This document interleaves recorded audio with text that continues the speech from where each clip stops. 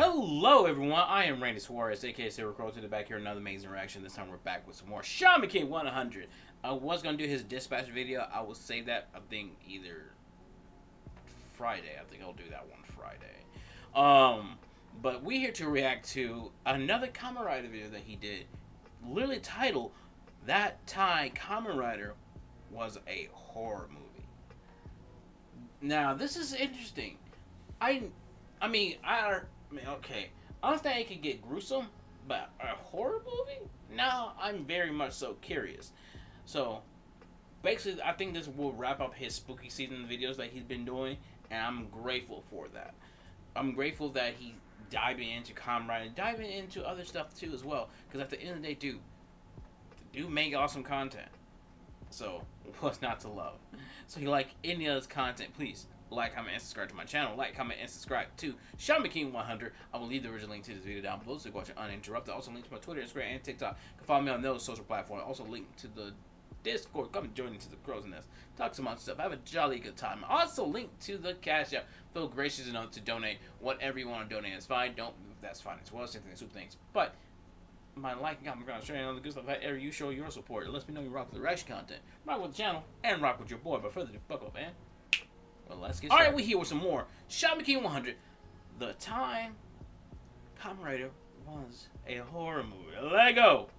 Okay, today for the spooky season, it is time to cover one of the most interesting versions of Kamen Rider. One that feels like it is a big nod to a lot of the monster flicks that we grew up with. That being Kamen Rider Shin Prologue. So we start this off with a whole bunch of murders. Oh my god. Oh. I don't know if this is our Kamen Rider or David, because boy is over here catching. Oh yeah.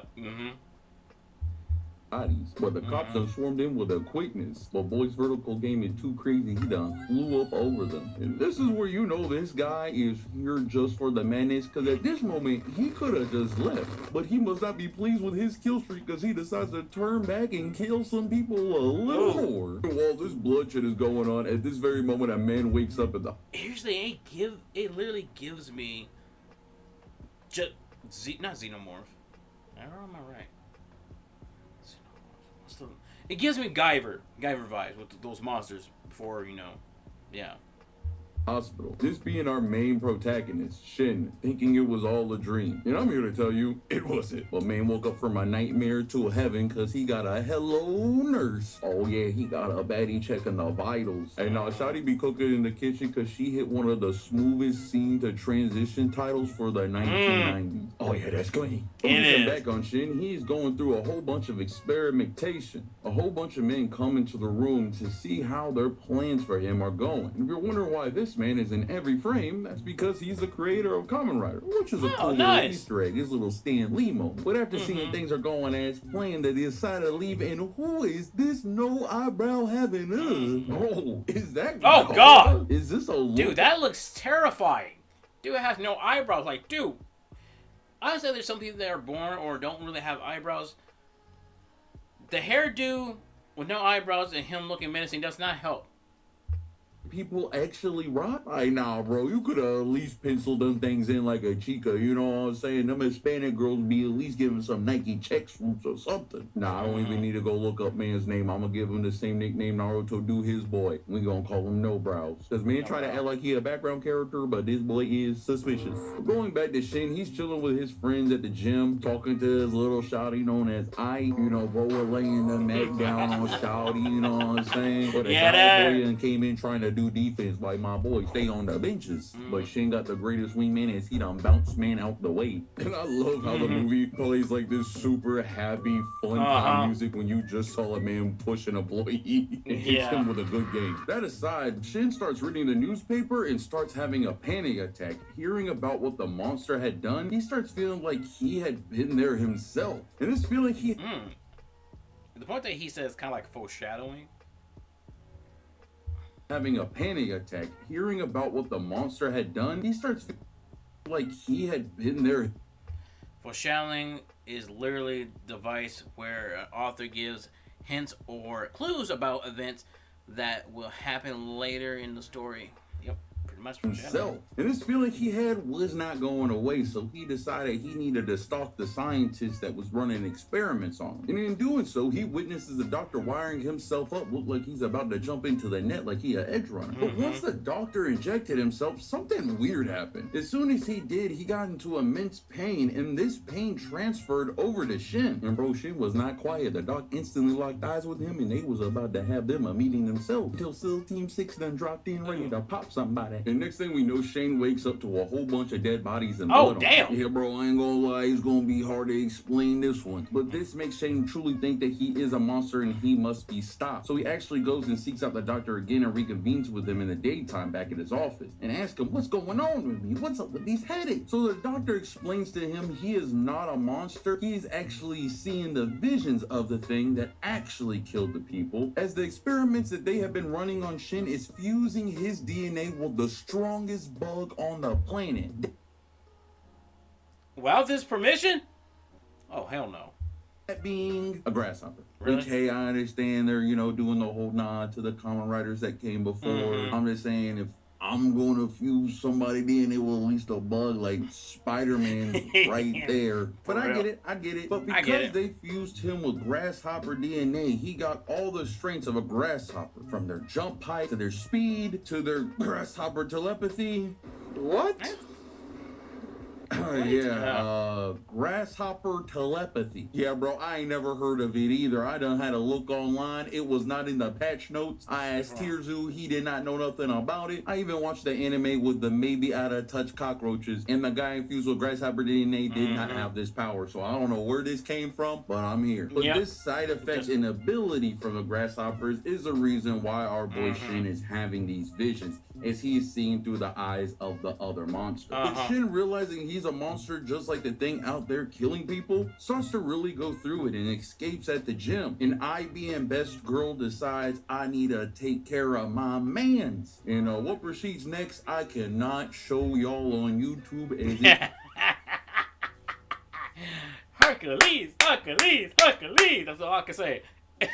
pretty much these two skinny dipping and doing the nasty as she try to calm her man down. But for those that want to know, yes, you do see nipple. But good thing he asked the scientist when he did, because that boy got abducted and took away to transport, and on the way there got hit with a bazooka. Okay, I ain't gonna lie, that was pretty cool. And thinking the scientist might be dead, he done hopped out, revealing that he was the monster killing the people the whole time. Whoa. But Shin, seeing the scientist form, actually triggers him, and for the first time activates his Kamen Rider transformation. And boy, I'll give y'all a trigger warning right here, because this is not no Sailor Moon transformation. Shaman, watch the Guyverse transformation, like literally too. It's the first transformation when the unit moves to show and everything. Even the live action when the whole unit moves into freaking Shane, it's weird. It's painful. And it ain't even like the other riders. This thing look painful. But for how gross and painful this scene looks, I do have to say I really like this transformation, as I feel like it's a nod to the old horror movies, like the werewolf or the creature of the Black Lagoon, and especially with the practical effects they use, really like The Thing. While all of this is going on, Nobrow showed up, revealing that he is also a mutant himself, even come equipped with some Freddy Krueger fingers. Oh God. I ain't gonna lie to you, he was saucing my boy Sheen up. Good thing Bazooka Chick was there to help my boy out, or it could have been a quick movie. But after this, Shin escapes and he bumps into I once again, and they kind of have like a Shape of Water scene kind of going on here. When I freaky self, she wanted to see if he could make anything else hop. But after this whole ordeal, Shin and I are chilling on a boat, and they start having a heart-to-heart. And in back-to-back twist, she done tells my man that she is an agent, and proceeds to tell him, "Then I am working for the organization that is following you. I'm not supposed to tell you. Ain't telling me no. Ah! Supposed to get close, but I fell in love. But I'm in it in the end for you, Shin. Oh, by the way, I'm pregnant. What? Yeah, that little skinny dipping scene from earlier actually was very important, as they weren't wearing clothes, but they weren't wearing protection either. And I ain't talking about safety goggles or a snorkel either, if you know what I mean. And if that reveal in and of itself wasn't crazier, the wilder thing is, after she leaves to try to get him help and gets abducted, the evil scientist captures her and tells her that she's in the 3rd trimester already. Bro, it's only been a week. And then they end up even showing us the baby, which I'll say before I show it to you. If you were one of those kids that were afraid of the creature from the unaired Courage the Cowardly Dog episode, please look away now. What the hell is even that? A half grasshopper, half human baby. Ugh. And the worst part about this baby, besides looking like this, is that it can use its made-up grasshopper telepathy to talk to its dad while it's still in the womb. Oh, no, bro, no.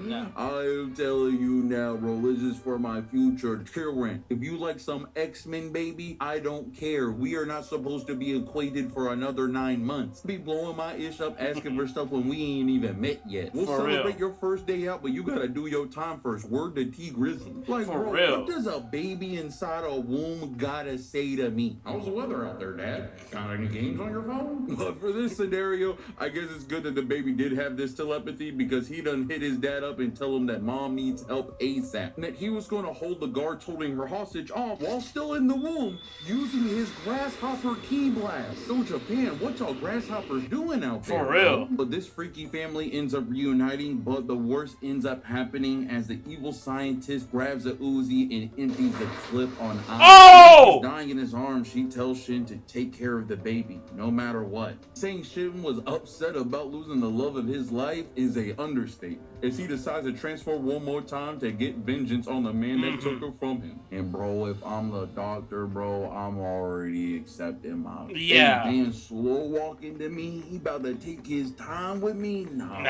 Bro. Oh, man was about to do the job himself, but Shin was not about to let that happen. And Shin reached in, man, turning him into a donut, hitting him by his ribcage, about to have man puking out his guts. And after Shin was done using man like a puppet and put him in the perfect angle for the camera to start knocking the taste buds out of man's mouth. And bro, the force behind these punches gotta be something fierce, because Shin hits the scientist so hard that when he punched him to go right, he went up instead. Nah, bro, what is a punch packing when it's in you a different direction than where it's headed? Bro, Shin was so pissed he done balled up his fist and started moving it around, not knowing what he wanted to do with it anymore. Like, how am I gonna end this man's whole career? And decided to knock the life out of this man. And from there, our boy got revenge for his love, but we're not over yet, because don't forget about Gara. No Brow just jumps out the ceiling ready to throw hands with man. No Brow comes in and goes for the ankles. Legit forgot man was a grasshopper. But No Brows hit him with the anti-air grab and started spinning him like a lasso.